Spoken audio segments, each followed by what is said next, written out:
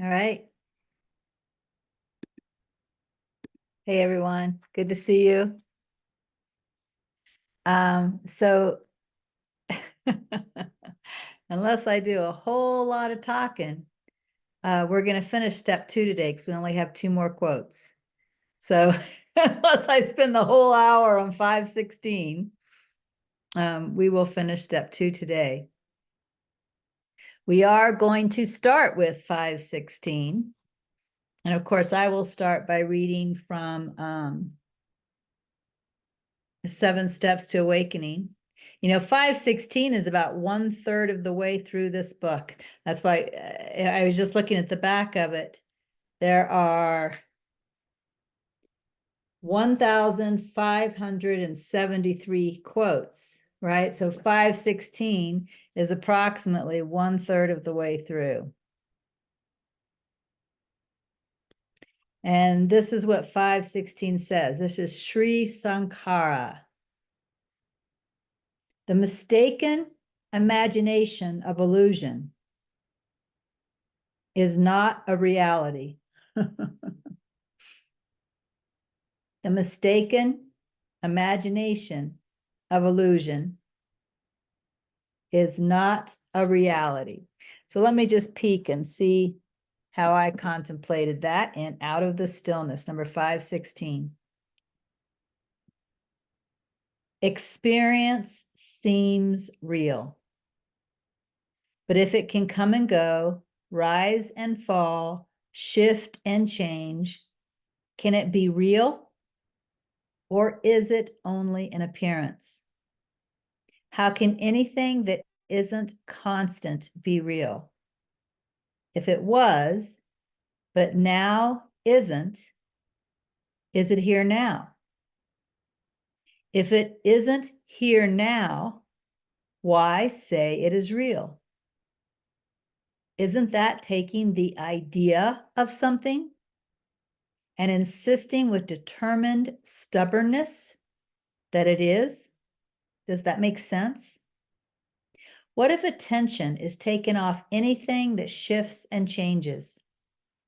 What if everything that shifts and changes is neglected? What is left? So, first of all, just a little bit of history. Of course, since my primary book when I started the spiritual path was A Course in Miracles, I was accustomed to sentences like the world is not real, the world does not exist, right? These kinds of sentences are very common in A Course in Miracles, but that's just not the way it seems.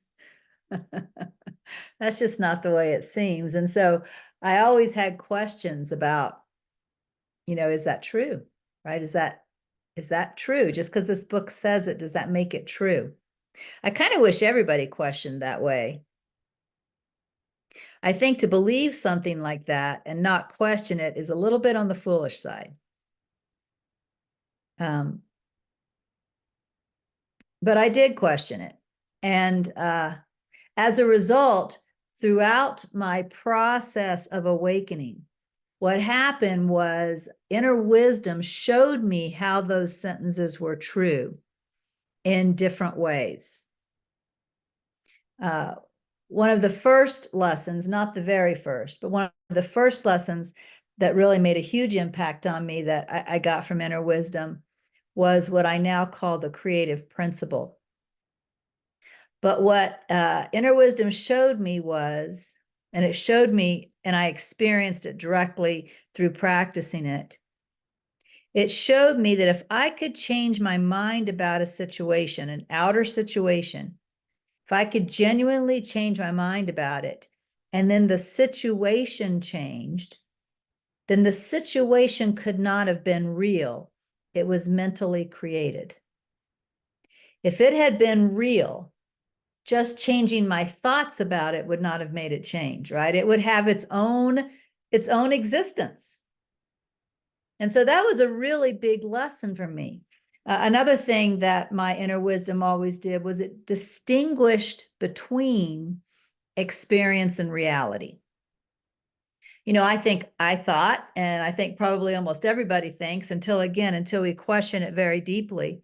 I thought that experience was proof of reality, right?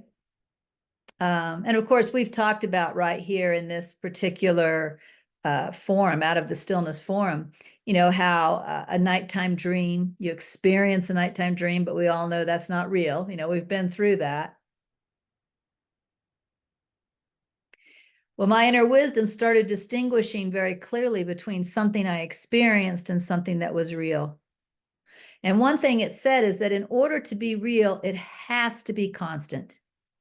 Again, using the creative principle, this is why I can say that these outer situations are not real, because I have seen for myself that I can change my mind about an outer situation and it in some way changes. Therefore, it was not constant. And in fact, we can look at anything in the world and see that it's not constant. Last week I was on retreat in La Vida. Right now, I am not on retreat, nor am I in La Vida. Right? Everything shifts and changes and comes and goes. And so, just through different ways of looking at it, instead of just believing the world is not real, through different ways of looking at it, my inner wisdom has come to show me what is real and what is not real. Well, what we're looking at here on 516, of course, is another one of those ways that my inner wisdom was helping me with this. And what stands out to me as most important is the second paragraph. How can anything that isn't constant be real? Which I've just talked about, so that's not new. But let's look at this next sentence. If it was, like last week, I was on retreat in La Vida, and each of you were somewhere last week. So just hold that in your mind for a second, wherever you were last week when you weren't here and out of the stillness. If it was, but now isn't, is it here now? So that's the first question. If it was, but now isn't, is it here now? And can you all agree that whatever that was you were doing a week ago is not here now? Yeah, it's not, right? That's pretty clear. So the next question, if it isn't here now, why say it is real? Isn't that taking the, and if you have out of the stillness, you can see this is in italics. Isn't that taking the idea of something and insisting with determined stubbornness that it is? So what this is pointing out is that anything that is not here now, it's not even an experience. It's less than an experience. It's only an idea. We could say that when I was on retreat, in that current moment, the retreat was an experience. But now it's not even that. Now it is just a thought in my mind, or a collection of thoughts if I have lots of thoughts about it. Why would I take a thought in my mind and insist that it's reality? This is what inner wisdom has me looking at. Why would I take a thought in my mind and insist that it's reality?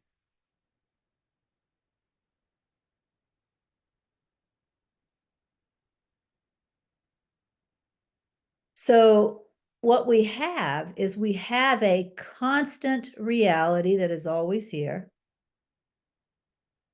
We have present experiences that are here right now. And we have thoughts. That's all we have. Whether they're thoughts about a future, thoughts about a past, thoughts about, a family member that isn't here with me right now, thoughts about a quote current event that isn't happening in my presence. They're thoughts. And what we tend to do as humans is we tend to insist our thoughts are reality. But one way that you can verify that your thoughts are not reality is talk to someone else who shared an experience with you. Like if we were to get together, the people that had the retreat last week, and really talk, we're going to find that not everybody saw even that the same way. You know, often you talk to your siblings about something that happened when you were growing up, and don't you find that you don't have the same recollection of what happened? So why do we insist our thoughts are real? I love, and of course, you know, and I'm talking about myself, because whenever I'm writing in Out of the Stillness, I'm looking at myself. But isn't that taking the idea of something and insisting with determined stubbornness that it is? You know, I'm calling myself being determined stubbornness. I'm calling myself that, but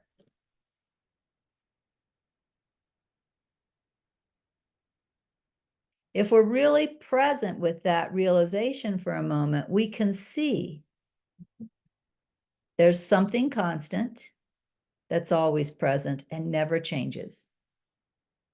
In fact, that's where the next paragraph points to. What if attention is taken off anything that shifts and changes? What if everything that shifts and changes is neglected? What is left? Right? That what is left is the answer to the something constant. There is something constant. It's the same awareness that was present when I was a child. The same awareness that was present when I was 30, when I was 50, and now that I'm 63. The same awareness that was present last week on retreat and now. That's real. But everything else isn't. It's either an experience or it's a thought. An experience can only happen now. So even if it was a wonderful experience or a horrible experience that happened last week, now it's just a thought. You know, that's really being pretty demoted, don't you think? And, you know, and sometimes we give these past experiences an awful lot of power, as if they matter. But how much do they really matter if they're nothing but a thought?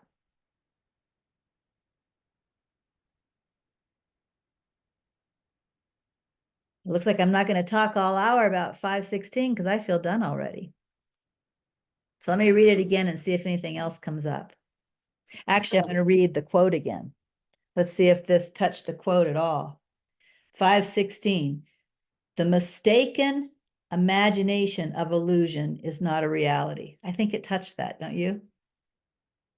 The mistaken imagination of illusion is not a reality. Steph, I see your hand up. Do you want to say something? Yes. So when you say right now that we give the past too much importance, so when we're talking about trauma, if it comes up in the moment and there's emotion there, that's actually an experience that's happening now. Yes. Right? Yes. It's not that I'm giving it too much importance and it's just a thought. Maybe I'm well, just you know, eventually you'll see both statements are true, which is kind of funny.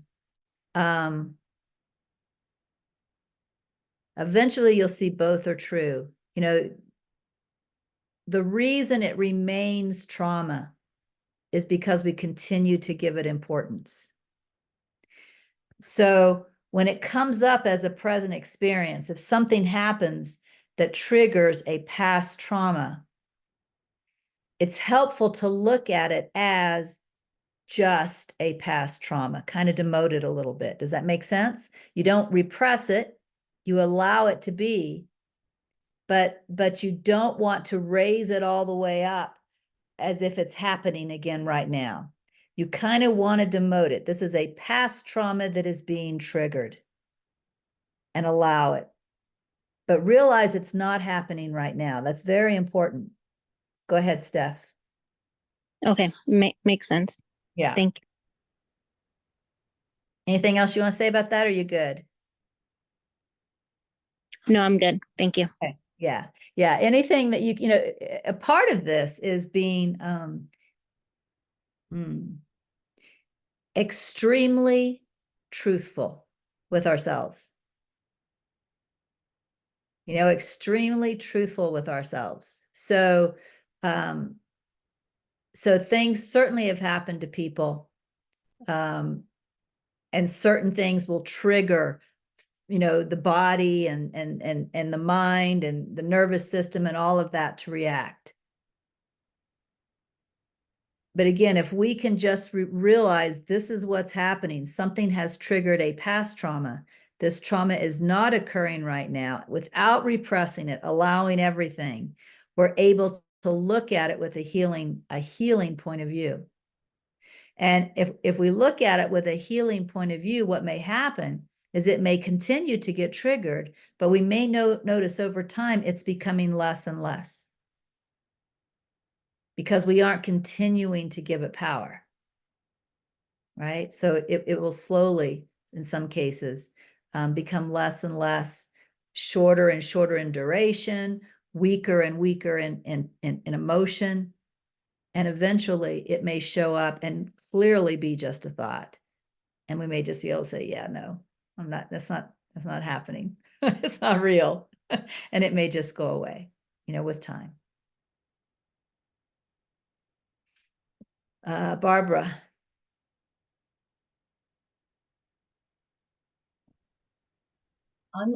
I'm a little confused sometimes between this method of just letting it all flow and not touching it, not getting involved, letting it, realizing that this has come up, and root cause analysis.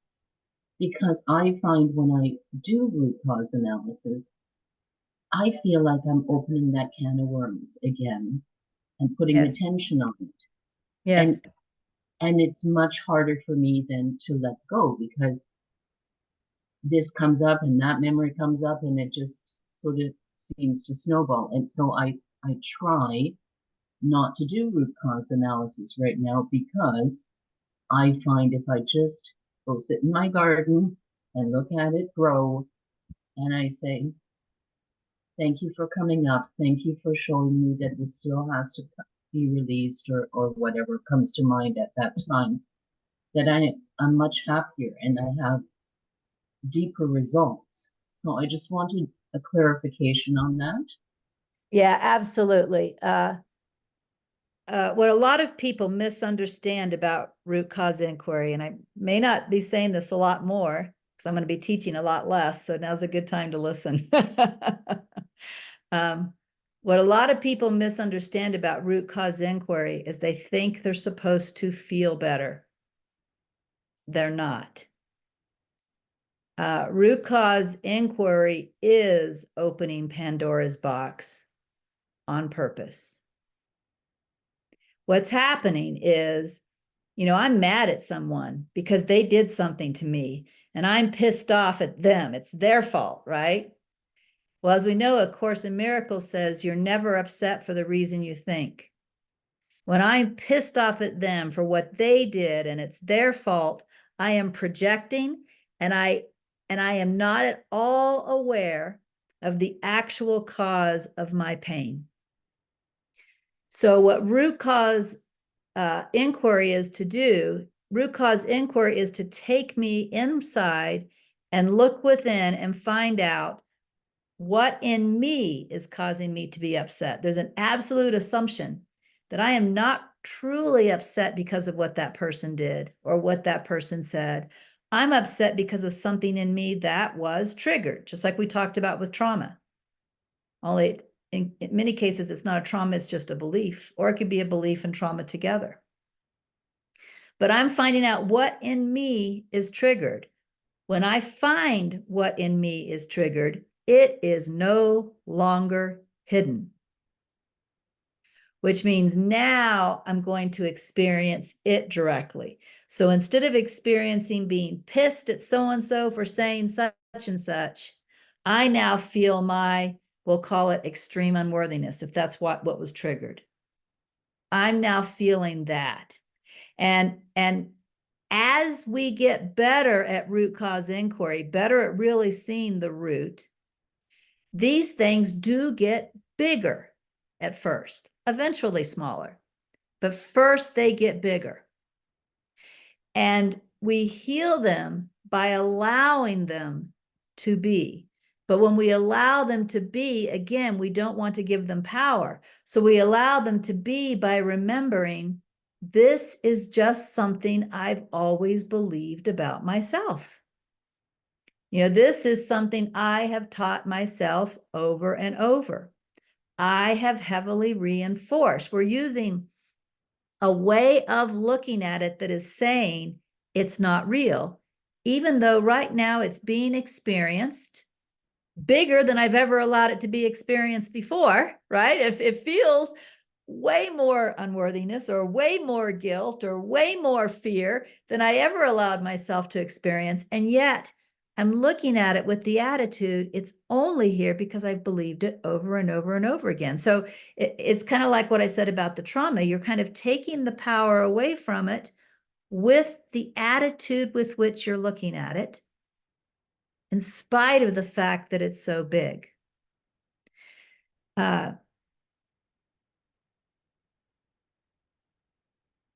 The only way that I know of, and I have never heard any teacher that I respect say anything differently than this, the only way that I know of to allow these deep subconscious beliefs and traumas to be healed is to allow ourselves to experience them without fully believing them again. And if we do not allow ourselves to experience them without fully believing them again, they remain there. And they're triggering all kinds of upsets that we're not even aware of that they're triggering, because we think it's other stuff. We think it's, you know, that person and that situation and this discomfort. We don't realize, you know, that they're the cause.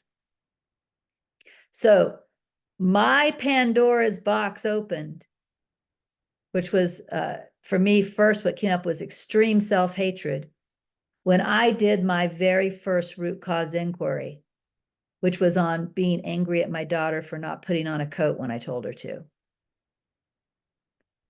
That is what happens when you do root cause inquiry. It is not intended to make anyone feel better.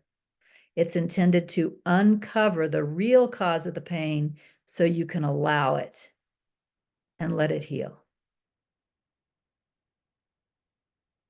And I will say over and over and over again, I hear people, you know, wanting to feel better with root cause inquiry, and that's never been its purpose. So I didn't expect that, and I appreciate your clarification. I guess what I'm finding is I'm just looking more deeply, and I'm not looking at root cause. I'm looking at what's really going on. I suppose I'm doing what you described. yeah, Not I was going to ask you, what's the difference between root cause and what's really going on? Because I would have thought they were the same thing. Yes. So when I look at what's really going on, and then I just acknowledge that, and I just don't touch it. I let it flow. Yes. I'm okay.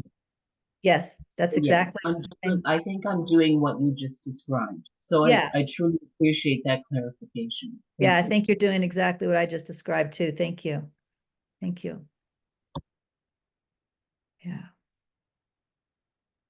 All right, so let me go ahead and read this one more time and then we'll move forward. So number 516. Experience seems real, but if it can come and go, rise and fall, shift and change, can it be real or is it only an appearance? How can anything that isn't constant be real? If it was, but now isn't, is it here now? If it isn't here now, why, say it is real. Isn't that taking the idea of something and insisting with determined stubbornness that it is? Does that make sense? What if attention is taking off anything that shifts and changes? What if everything that shifts and changes is neglected? What is left? So that's number 516. And we are going to move forward to 521.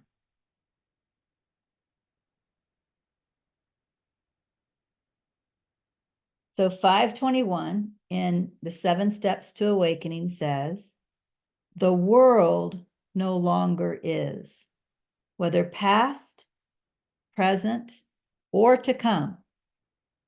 After awakening to the supreme reality and the real self, the eternal, from all wavering free. So, of course, what this quote is saying is when you awaken to the absolute is all that you're aware of. Therefore, there is no world. That's really what this quote is saying. The world no longer is, whether past, present, or to come, after awakening to the supreme reality in the real self, the eternal, from all wavering free. That's funny, it's Sri Sankara, but the way he worded that, it sounded a lot like Muruganar to me. But I think they might have known each other. I think I would have to go back and look, but it sounded a lot like Muruganar. All right, so, and I might be wrong, they might not have known each other. Let's look at 521 and out of the stillness. The future is only imagination. The past is not here now. The present experience doesn't exist, although I exist.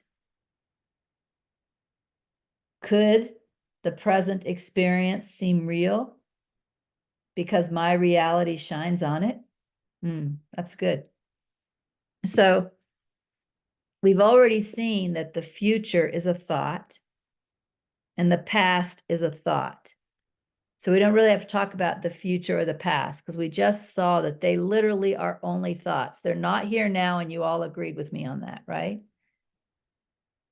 So let's talk about what is here now. Let's talk about this present experience. Now, first of all, I wrote the present experience doesn't exist. So just as inner wisdom gave me definitions of real meaning constant,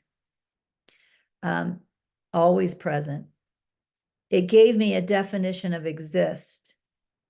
And the definition it gave me of exist is, it is on its own power.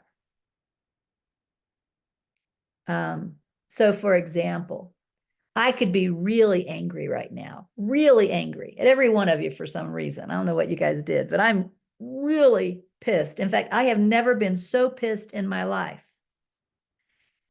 That anger does not exist. Isn't that funny? It's an experience, but it doesn't exist. Do you know why it doesn't exist? Because it's not, the anger isn't here on its own power. The anger is here because of the tension I'm putting on thoughts, and they're making the anger. Attention plus thoughts, in this case, equaled anger. The anger isn't by itself, so it doesn't exist. To exist, it has to have its own power. It has to exist on its own power. It's not made by something like putting attention on thoughts.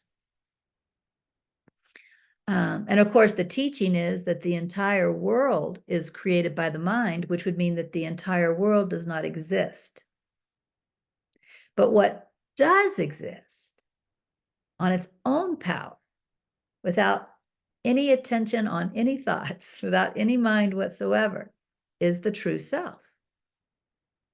So the true self is the only thing that actually exists. Everything else is made, right? Everything else is made. So the present experience doesn't exist. although I exist. I in this sentence would be the true self. And here's the question that I said, this is interesting too. Could the present experience seem real because my reality shines on it? So let's look at whatever we were doing last week. If you can remember last Wednesday. Some of you may not be able to pick out Wednesday in particular, though. Let's look back at what we were doing last week and just, think about that to whatever degree you can, just recalling last week. I'm recalling where I was sitting in the retreat and recalling the faces that I was looking at to the degree that I can, and what the room looked like. Okay, now bring your attention to this moment. Whatever's happening now.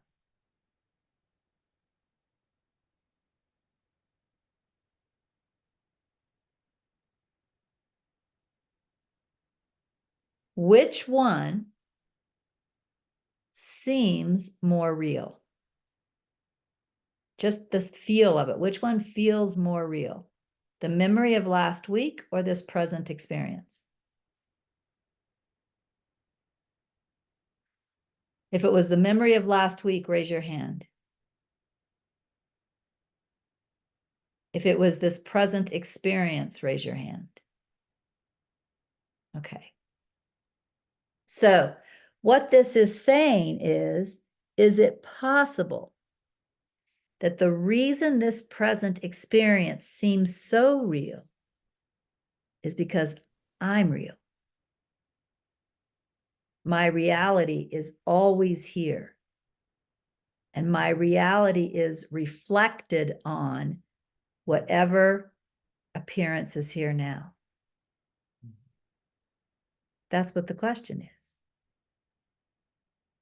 And I have played, this is another one of these games I've played. I've played this over and over and over again. And I've come to the conclusion, yes, the past can never be real because the past is just stored in the mind as a thought. Only the present can seem real, and I actually am the present. If you pay close enough attention to what you are, you will find that you are here now. Those are other words to describe what you are. You are here now. You can never get away from the feeling of here. You can get up, walk into another room, and you will still feel here, right? You can get on a plane, go from one country to another, and you always feel here. No matter how much you run, how fast you run, you cannot run away from feeling here. That's because here is what you are. It's not a place. And the same thing with now. You can never get out of now. You cannot jump into a future or a past. You can have thoughts about a future and a past, but you cannot move to a future or a past. And even if time travel was possible, let's say you could get into a time machine and go back 200 years. When you got there, it would feel like now, right? Because you can't escape now, because that is what you are. You are here and now. It's not a place and it's not a time. It's that presence that you are. And so the here and now that you are shines on whatever is appearing in this moment. And that's what makes it feel real. It feels real because it's here and now in you, and you are real. You're the only reality there is.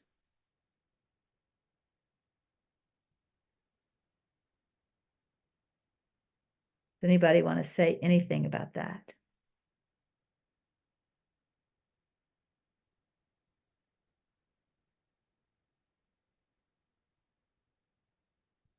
Okay, Melanie.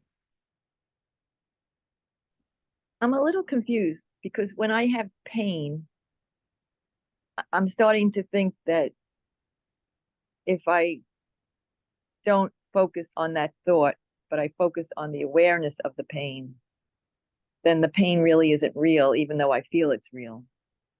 But now I get the feeling that you're saying because it is here right now, it is real. I don't know. No, what I'm saying is your reality is shining on it, making it feel real. Your here and nowness is on whatever the present experience is, and that's what makes it seem real. Oh, my awareness is on it. Well, not just your awareness. I mean, that's a fine way of saying it, but not just that your awareness is on it, because sometimes, I mean, last week I was in a lot of pain. People that were there can probably tell you. And the pain called my attention to it, right?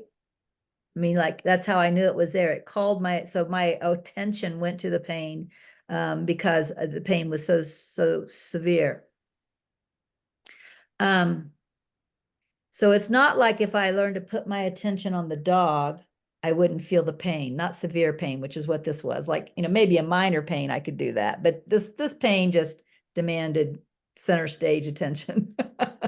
So I'm not really saying that it's because my awareness is on it that I'm feeling it. It's more like I'm saying because I am awareness, I feel it. Do you hear the difference between my awareness on it and I am awareness? There's a little subtle difference there. And my here and nowness and my is the awareness that I am. So it's more like the reason I can feel the pain is because I am awareness. If I was not awareness, would I be aware of the pain? No. No. So it's more like because I am awareness, I feel the pain. And the pain seems real because I am real. My reality is reflecting on it, shining on it. Like if you shine a light in a mirror, it looks like there's a light in the mirror, but the light isn't in the mirror. The light is here. I got a flashlight in my hand, my imaginary hand here. The light's here in my hand, but it looks like there's a light in the mirror, but there's not. It's the same kind of thing. The reality isn't in the pain. The reality is in what I am. And what I am is shining on it, making it seem real, just like shining a light in a mirror. And that's why the memory of a pain, like I can remember last week's pain, but the memory of a pain and a current pain are not the same. The memory of a pain is just a thought. A current pain is an experience that seems real because I am real and I am here and now. Just play with it and instead of thinking about it. And the way you play with it, it's a game. The way you play with it is every now and then you just sit down and you remember something. Could be anything. Could be something you did 5 minutes. It could be what you did an hour ago, right? You remember it.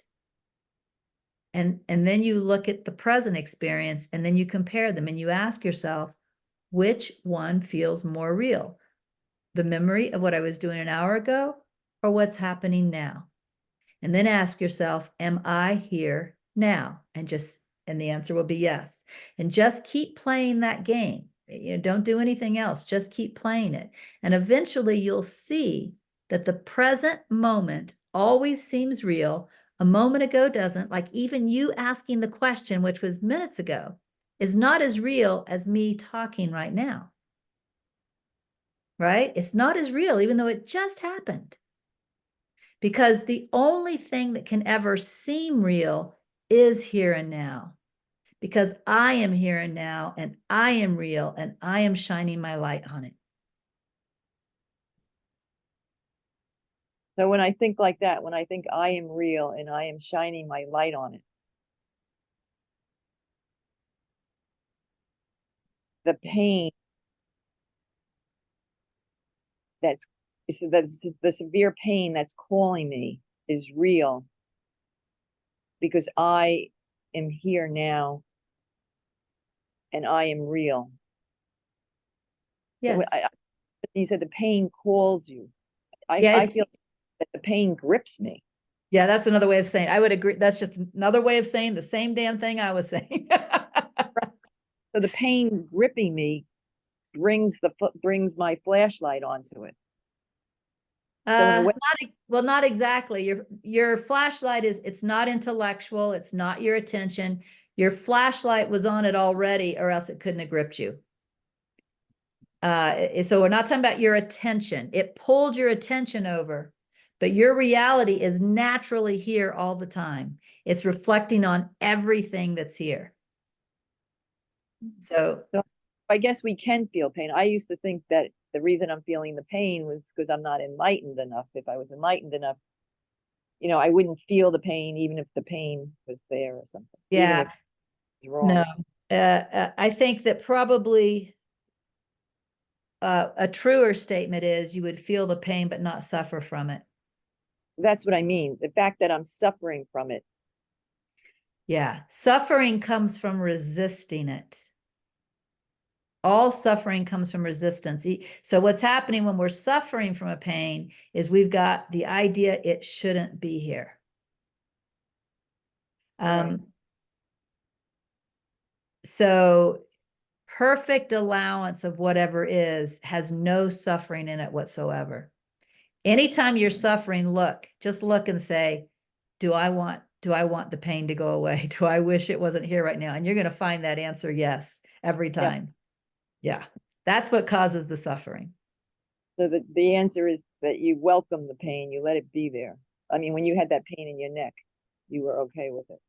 Yeah, yeah. I mean, yes, I was, and people like Anne and Rhoda were very attentive. And so they noticed because normally, I talk like this when I'm talking to a room full of people, and I was talking like this. I was turning my whole body, so they saw, but I don't think they saw it in my attitude. Rhoda or Anne, do you want to answer? Did it show up in any way? No. Yeah, I didn't, become grumpy or short-tempered or, like you do when you're suffering, right? When you're suffering, it affects your attitude. It wasn't there, but the pain was there. And I will tell you, and I'm not going to say this works all the time, but I will tell you how the pain went away.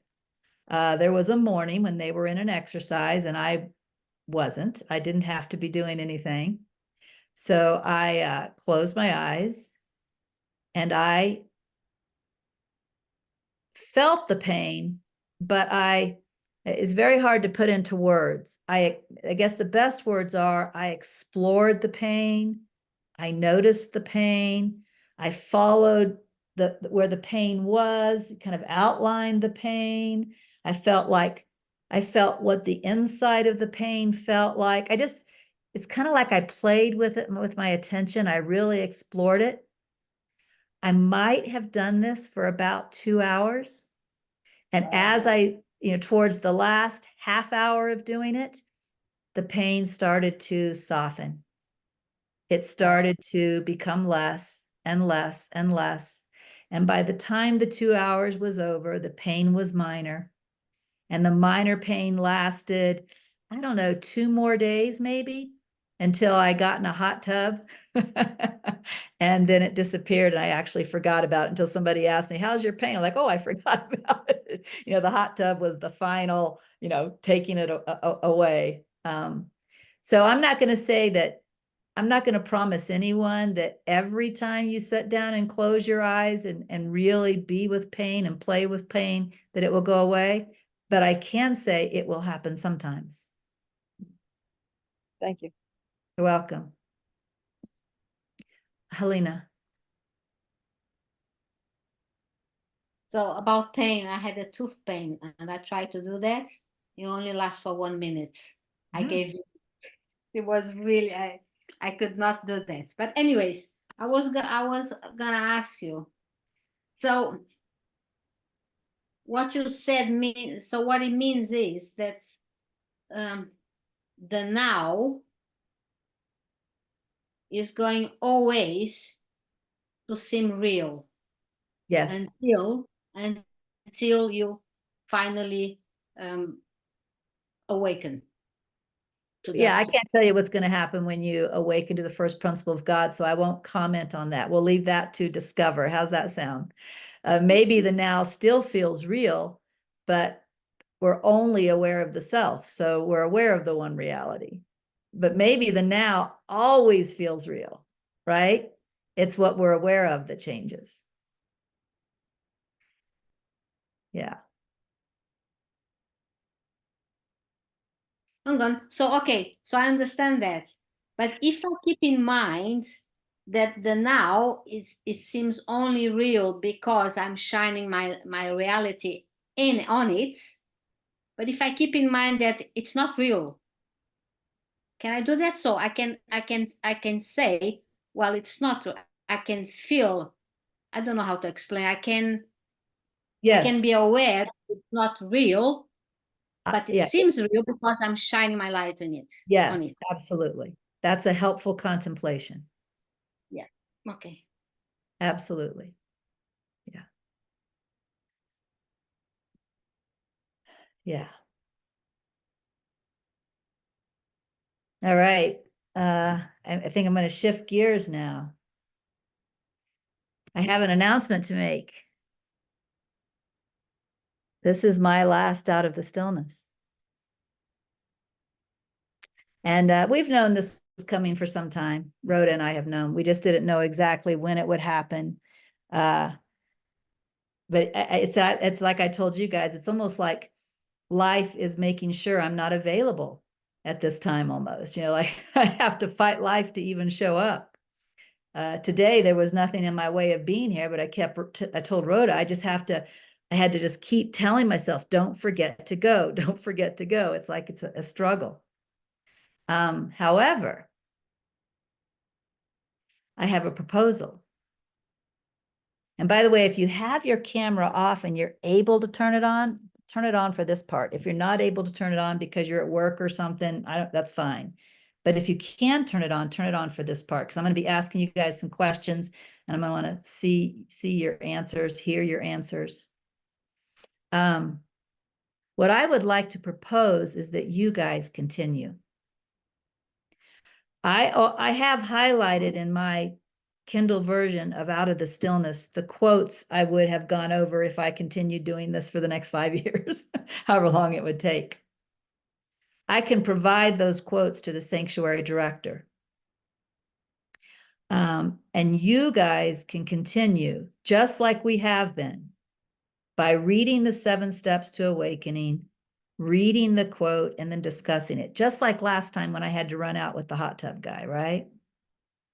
Only a part of my proposal is that every week you have a different volunteer to facilitate. And what the facilitator does merely is read the quote, read Out of the Stillness, and facilitate the discussion. So you say like, yeah, Anne, I see your hand. Go ahead. Okay, thank you. Tina, I see your hand. Go ahead. Okay, wait, let me share for a moment. All right, Andy, I see your hand. Go ahead, right? That's what the facilitator does. Everybody participates in the contemplation and the discussion. And in fact, people like Andy, I know others as well who have contemplated these same quotes, can even bring their journals to it, right?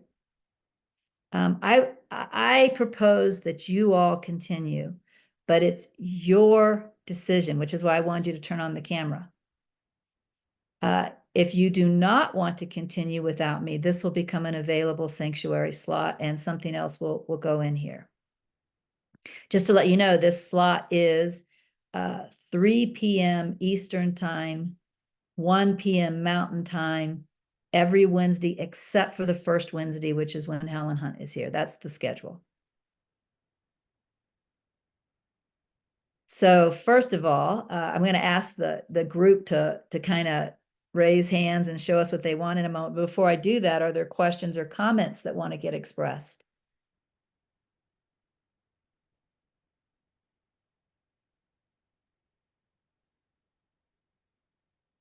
And maybe we could if you decide to do it, maybe we could, I know you're the sanctuary director, Shauna. but maybe we could let Shauna facilitate the first one as a demonstration, and I can really talk to her since she's here with me about how to do that, and she could kind of demonstrate, if you're okay, Shauna. But then after that, again, you would rotate it, right? So somebody next time. Now, what this means is you each, everybody who wants to participate will need your own copy of the 7 Steps to Awakening and your own copy of Out of the Stillness. So if you don't have it, you'll need to order them from Amazon, because when you're facilitating, you're the one responsible from reading from both books, right?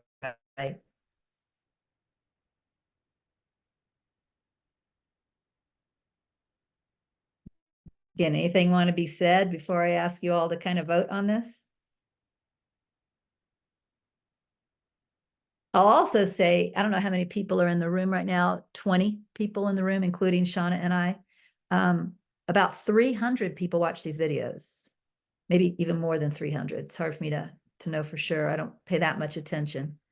I don't know if the people who watch these videos, if some of them can come and join at least sometimes, but I want to invite, because this would be more participatory than just listening and watching. Melanie, did I see that you wanted to say something, or was that my imagination? No, I did, but then I thought maybe I better not ask, because I feel like, I would want the group to go on, but I wouldn't feel comfortable facilitating it like you do, because like when someone asks you a question, you have such wonderful insights and you're able to answer them. I feel like I wouldn't be able to help them. Yeah, and that's a good point, Melanie. Let's say the facilitator is not responsible to answer the questions. All questions go to the group. Oh. And whoever in the group feels like they can answer, can answer. How's that? The facilitator's sole responsibilities are reading the quote from the 7 Steps to Awakening, reading the quote from Out of the Stillness, and then calling on people when they raise their hand, just to kind of keep the organization going, so people know when it's their turn to talk. And then, of course, the facilitator can participate also as just like everybody else, but their job is not teaching. Their job is just the overall structure or organization. Does that make you feel better, Melanie? Yeah, definitely. Okay. And that's why I want Shauna to demonstrate first. And like I said, I can get with her. I'll be in Levita tomorrow. Maybe I can talk to her tomorrow. But if once she demonstrates, then you all will know exactly what I'm talking about. They say a picture is worth 1,000 words, right? She'll be our picture.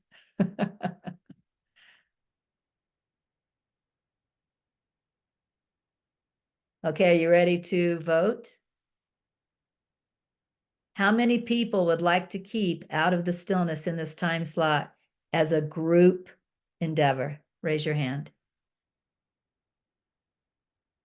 Okay, I'm going to count 1, 2, 3, 4, 5, 6, 7, 8, 9, 10, 11, 12, 13, 14, I think. Actually, we could probably just do it because 14 people want to. But for the heck of it, how many people don't want to? We've got a 15th just now. How many people really would prefer just to open up the time slot to something else? Nobody's raising their hand for that. So I guess those who don't want to participate are they're being more neutral. They're completely willing to let those who want to participate, even though they may not come. And I think that's fine. And again, I want to speak to the 300 or so that watch the videos. If some of you can come and participate as well, it will be richer for everyone. So let me just talk to you for just a moment. Then we have 6 minutes.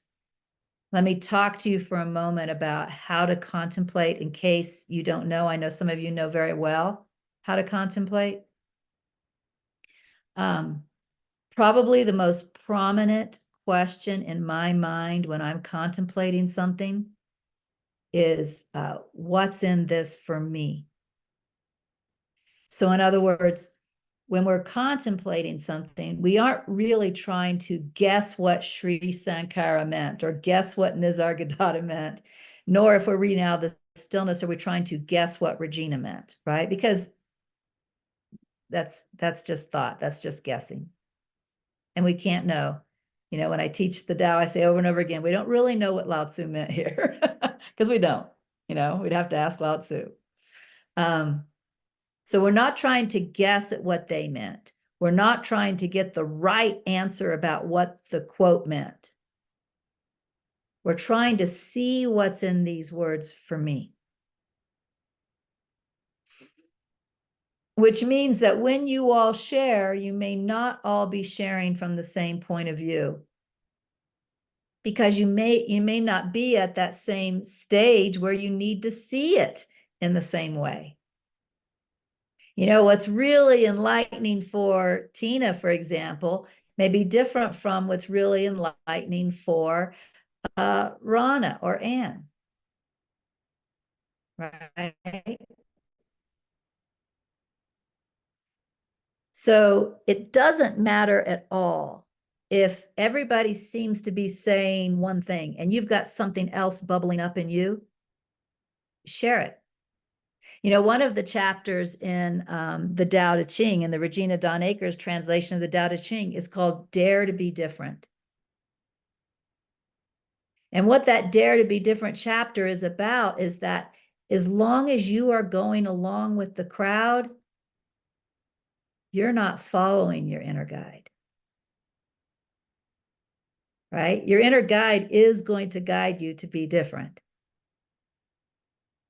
So what really matters when you share is not what the other people have been sharing.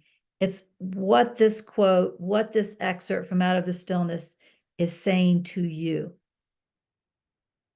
And then, because we are awakening together, of course, we want to respect everyone, right? Again, we're not looking for a right answer. But I think what's going to happen is that as we all share, there is going to be kind of the word we were using last week was a cross-fertilization where, you know, Joanne may say something which sparks something in Chuck. And then he shares, which sparks something in Mary. And then she shares, and it's as if the group is lifting the group up. And so the group is going higher and higher or deeper and deeper by doing this together and by each one being fully authentic. Joe, did you just pop in?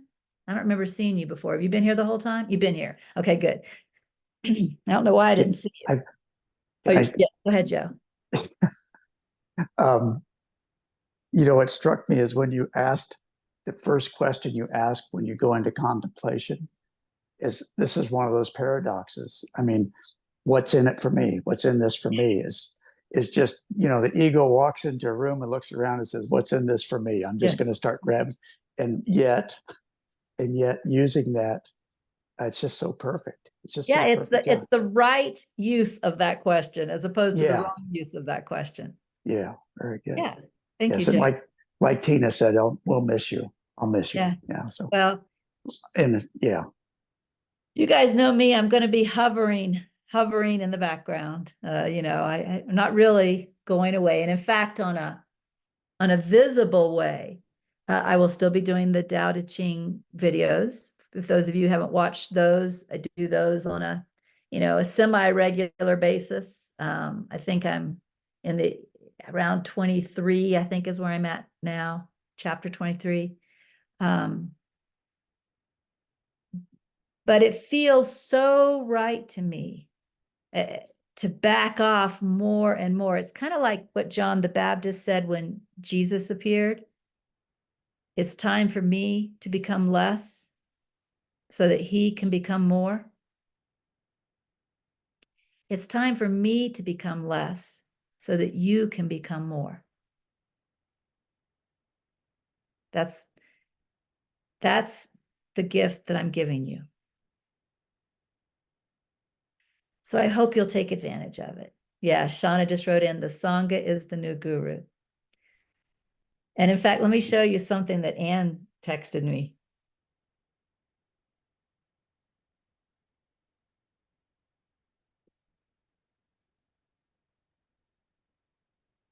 Can you guys see that?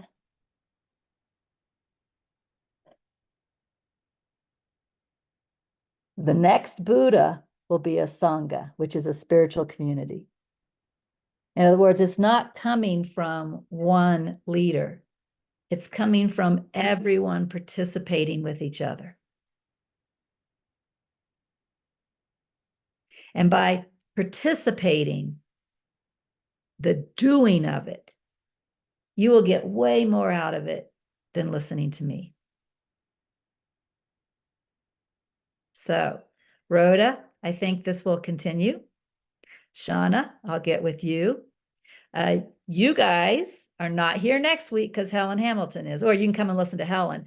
But as the guru, you guys are not here next week, okay? You guys are here in 2 weeks, all right?